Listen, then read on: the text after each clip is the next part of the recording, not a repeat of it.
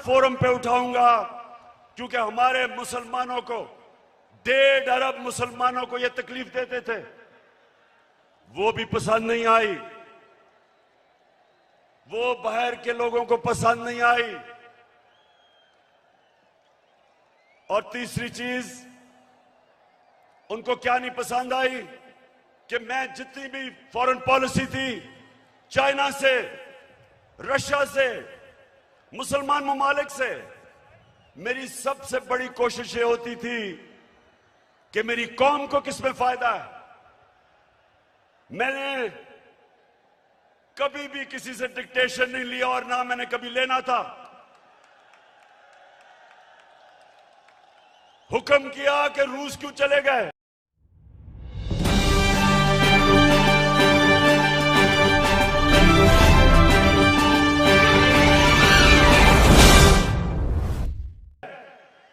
हुक्म आया बाहर से कि आप रूस क्यों गए। मैं रूस इसलिए गया, एक पाकिस्तान में गैस खत्म हो रही है, हमने उसे गैस का कॉन्ट्रैक्ट करना था, लेकिन 2 और चीजें, रूस हमें तेल 30% कम कीमत पे दे रहा था,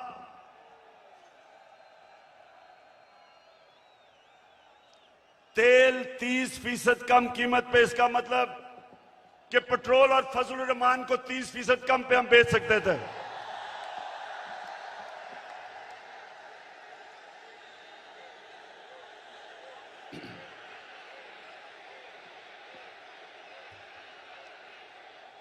उसके अलावा हमें 20 लाख टन गंदम इंपोर्ट करनी थी रूस से, वो भी हमें 30% कम कीमत पे दे रहे थे।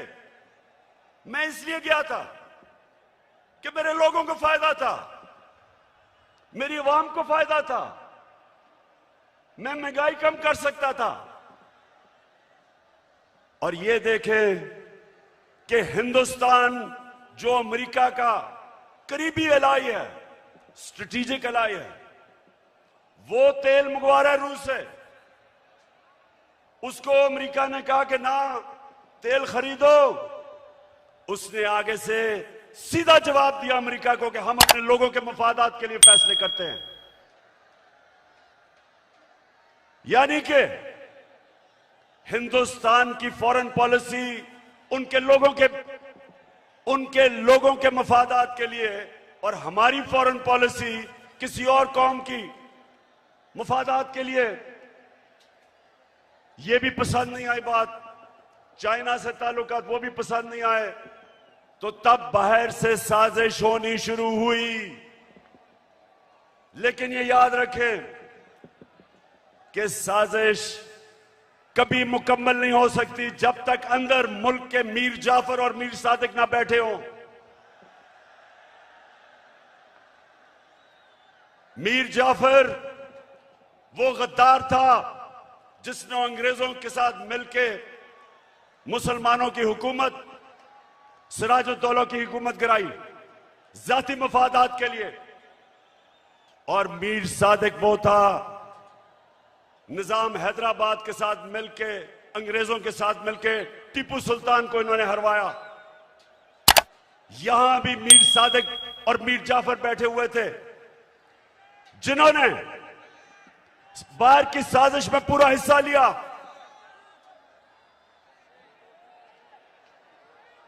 क्या हुआ?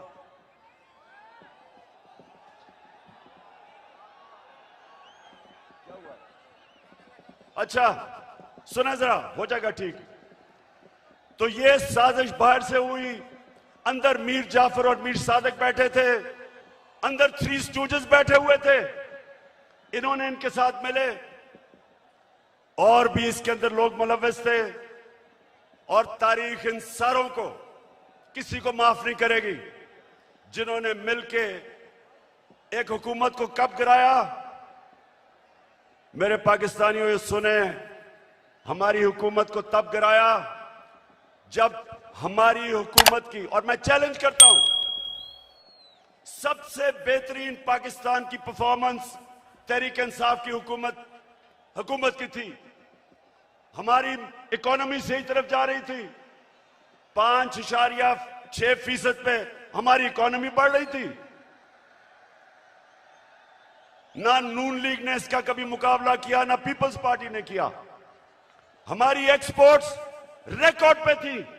कभी पाकिस्तान की तारीख में 32 अरब डॉलर की एक्सपोर्ट्स नहीं हुई। कभी पाकिस्तान में इतने बाहर से डॉलर्स नहीं आए। 31 अरब डॉलर रेमिटेंसेस बैरून मुल्क पाकिस्तानियों ने हमें भेजी। 31 अरब डॉलर। हम जब हुकूमत में आए थे 19 अरब डॉलर थी। और पाकिस्तान की तारीख में सबसे ज्यादा पैसा हमने इकट्ठा किया टैक्स में, 6000 अरब डॉलर से ऊपर। यह भी पाकिस्तान की तारीख का रिकॉर्ड था।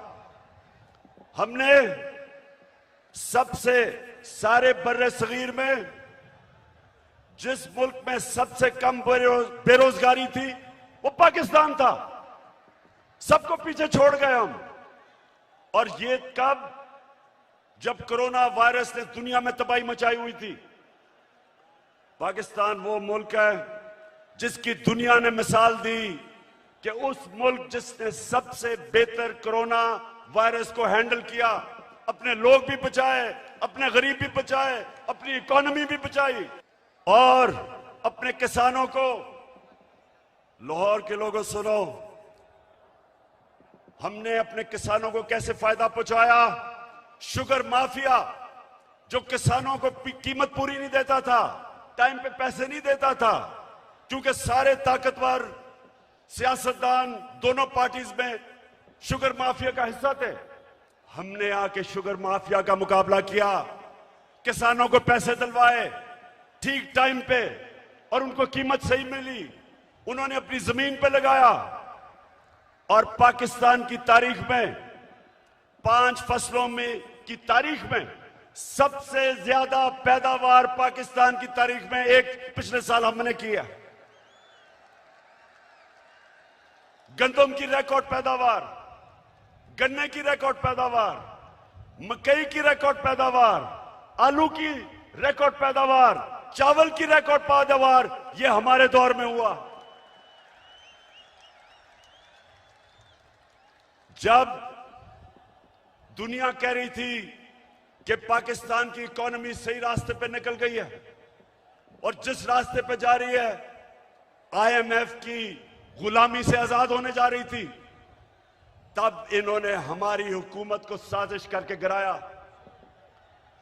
पहले हुकूमतें गिरती थी, 2 दफा बेनजीर की हुकूमत गिरी, 2 दफा नवाज शरीफ की 90 की दिहाई में। जब भी गिरी करप्शन पे गिरी। मैं चैलेंज करता हूं, बताएं कि क्या इमरान खान ने कोई लंदन में फ्लैट लिए, कोई फैक्ट्रियां लगाई? मेरे पे आज इल्जाम लगाया जा रहा है कि जनाब तोशा खाना से इसने कोई चीजें ली। जरा लाहौरियों जरा सुनो, तोशा खाना है क्या? समझो पहले ये क्या है। जो भी तोहफा मिलता है प्राइम मिनिस्टर और उनके वजीरों को, जो भी तोहफा मिलता है वो तोशा खाना में जाता है। इनके जमाने में जब तोशा खाना में प्रेजेंट जाता था तो ये 15% पैसे दे के जो हुकूमत को जाती थी वो खरीद सकते थे। हम आए, हमने 50% रखा, 50% हुकूमत को जाता था और जो भी हम खरीदना चाहे हम खरीद सकते थे। जो भी मैंने खरीदी सब रिकॉर्ड के ऊपर है, सब कानून के अंदर है। और आज मैं आप सबको यह भी बता दूं कि मैंने उन पैसों से जो मेरे घर के नीचे सड़कें जो आम लोगों को भी फायदा पहुंचाती थी, वो तोशा खाना के पैसे से सड़क ठीक की, हुकूमत का पैसा नहीं लिया। मेरा जो घर है मैं कानून के मुताबिक उसको कैंप ऑफिस बना के सारे खर्चे हुकूमत देती है, यानी आप देते हैं टैक्स, आप टैक्स पेयर उसका पैसा सारा देता है।